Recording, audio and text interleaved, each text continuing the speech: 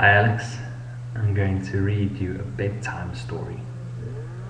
But you must sit down on your bum. Okay, you ready? Chapter 3, A Growing Problem.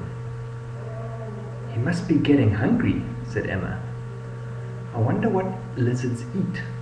I don't know. Insects and things, I think. Emma pulled her face. I'm not going to catch those for him, she said.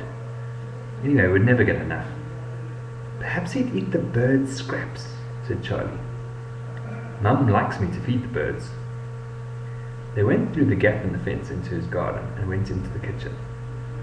He came back with a handful of crumbs and some bits of broken cheese. Albrecht ate the lot and looked hopeful. Emma begged for some biscuits from her mom, and he ate those too. I think he's still hungry. He's hungry, she said. I wonder what he ate while he lived in the hole. Let's look in there.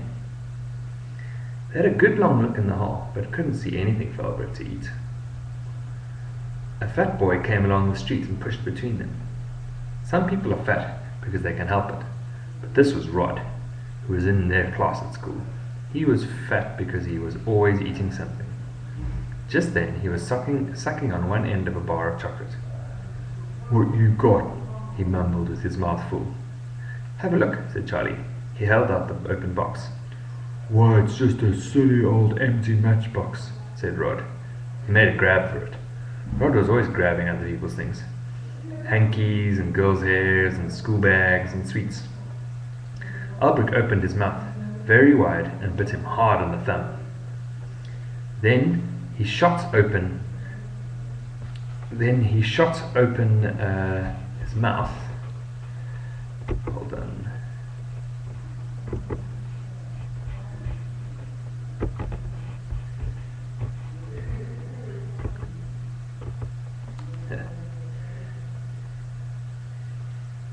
Albert opened his mouth very wide and bit him hard on the thumb. Then he shot out a long red tongue, scooped up the chocolate, and swallowed it in one huge gulp.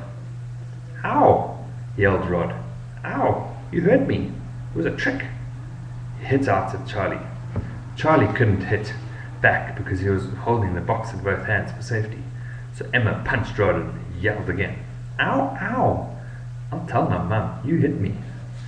He ran away down the street and they both laughed. But however did Albrecht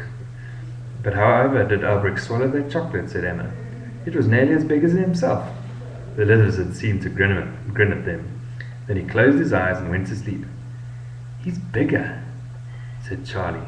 I'll have to find another box. Before he went to bed, he found an old shoebox. In the morning, Albrecht looked bigger still and very hungry.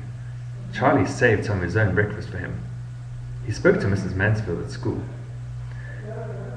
Please, what do lizards eat? We'll look it up, shall we? Said Miss Mansfield. She found a big book and turned the pages. Here we are. It said, lizards eat insects and small animals, and especially grasshoppers and spiders. Why do you want to know? I just wondered, said Charlie.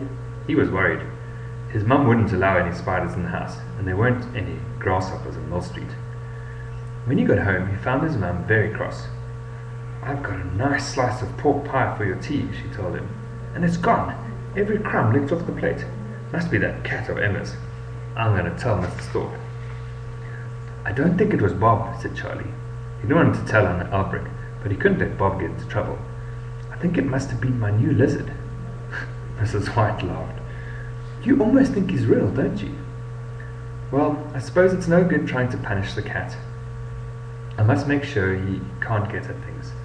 You can have baked beans instead. Charlie didn't mind. He liked baked beans. But as soon as tea was over, he called Emma to come, and they went out to his room to look at Albrecht. The shoebox was empty. He's gone, said Emma.